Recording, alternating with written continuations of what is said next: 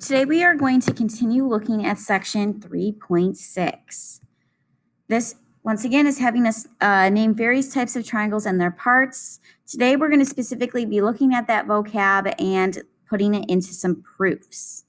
So, once again, I would suggest that you sketch the picture because we will be definitely marking up this picture.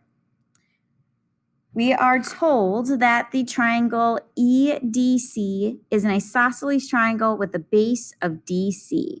So that's my first given. I need to write that in my proof.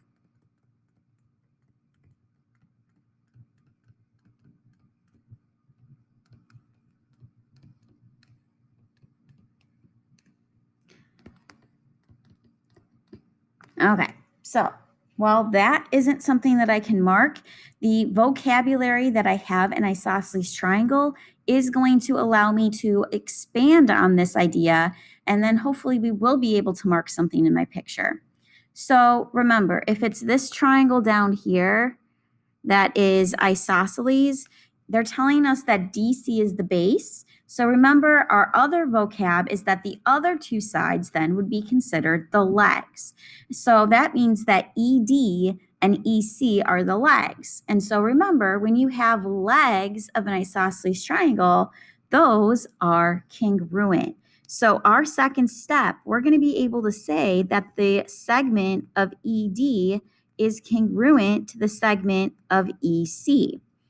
And so when we're justifying this with an if-then sentence, we're starting with the fact that we were given that we have an isosceles triangle. And so if we have an isosceles triangle, then at least two sides are congruent. So if a triangle is isosceles, then the triangle has at least two sides congruent. So essentially, I'm just defining what it means to be isosceles. So that means, I'm going to get rid of that, but that means that this side and this side get to be marked congruent. Okay, so we expanded on that vocab. All right, I'm going to move on to my only other given, that angle A is congruent to angle B. That is given. I'm going to mark it in my picture, angle A, angle B. All right, so there are quite a few triangles in this picture. Once again, notice that we're trying to prove that the segment AD and BC are congruent. So we need to know what triangle is going to help me get that information. Well, AD is over here.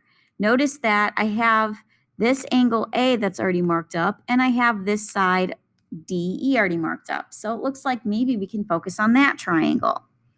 On the other side, we want the segment BC, but I have angle B already marked up and the side of EC already marked up. So that means we probably want to focus on that triangle. So if these are the two triangles that I want to focus on, we have to get three things marked in the picture in order to say that we have congruent triangles. Right now, we already have two. But if you look at the picture, hopefully you notice that those two triangles seem to have vertical angles. Notice that they both share angles at a vertex of E, and those angles are directly across from each other. We have to name it with three letters. So I'm going to say angle AED is congruent to the angle. Since I started with A, I have to start with B. So BEC. And once again, remember, it's not the reflexive property because it's not the same angle. We have vertical angles, but vertical angles is not my reason. I have to justify it. Vertical angles are congruent. We have to write the full statement of what vertical angles are. And then I can mark that in my picture. And now it looks like I have three markings, so it's just a matter of, do I have the markings set up to either do side, side, side, side, angle, side, angle, or angle, angle, side? Well, because I see two angles marked in this picture, side, side's out of the picture, so is side, angle, side. So it's either hopefully going to be angle, side, angle, or angle, angle, side. Notice that the side that is marked is not in between those two angles. So we do have angle, angle, side. So my fifth step, I can say that the triangle AED is congruent to the triangle of BEC because of angle, angle, side. So remember, now I'm going back and I'm justifying that I have the three pieces that are congruent stated in my proof. So angles first. So where was my first set of congruent angles within the triangle?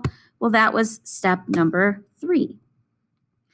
Next letter is another A. So where's another set of angles that are marked in the picture that came in my proof? Well, that was step number 4. The last letter is S. Where were my congruent sides? Well, if you look at step number 2, that's where we got that. And so now that I have congruent triangles, I can prove that any other piece of those triangles are congruent. So AD is congruent to the segment BC. And remember, this is because of CPCTC. Corresponding parts of congruent triangles are congruent. Let's take a look at another one. So I would suggest that you sketch the picture so then we can mark up the picture.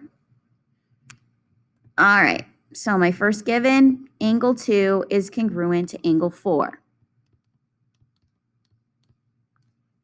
I'm going to mark that in my picture. Angle 2 is down here. Angle 4 is over there. I also have that the angle JKM is congruent to the angle OMK. Also given information. So if I follow the letters, JKM looks like that's this angle here. OMK is this angle here. Can't expand on that. So then I have my last given that the triangle of KPM is isosceles with the base of segment KM.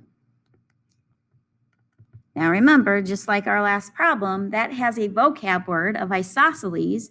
That means we get to expand. So if the triangle KPM is this bottom triangle here, this one, and I have an isosceles triangle with the base of KM, that means the other two sides are the legs. And remember, in an isosceles triangle, the legs are congruent. So I'm going to say that the segment PK is congruent to the segment PM. Once again, it's because we started with an isosceles triangle. So if a triangle is isosceles, and now I'm explaining what an isosceles triangle is, then it has at least two sides congruent.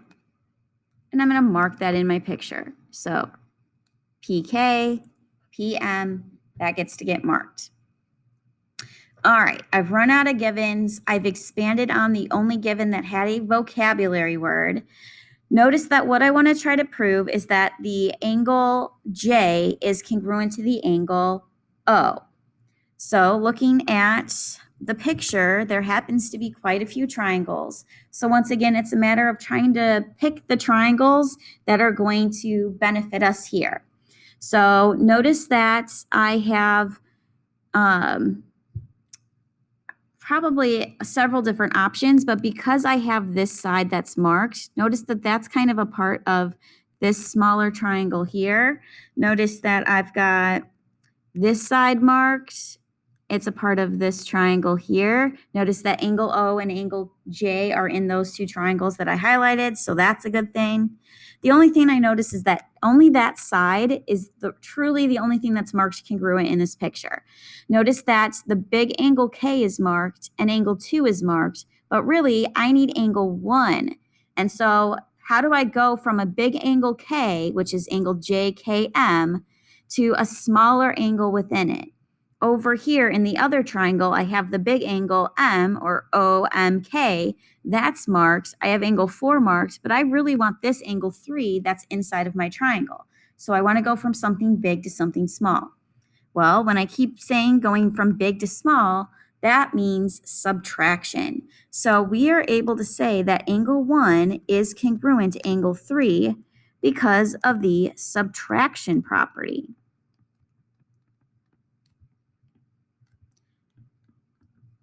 I'm taking congruent pieces away from congruent pieces, and that still gives me congruent pieces. So I start with the big angle. So if I start with angle JKM, notice that the angle that I wanted to take away from it was angle 2.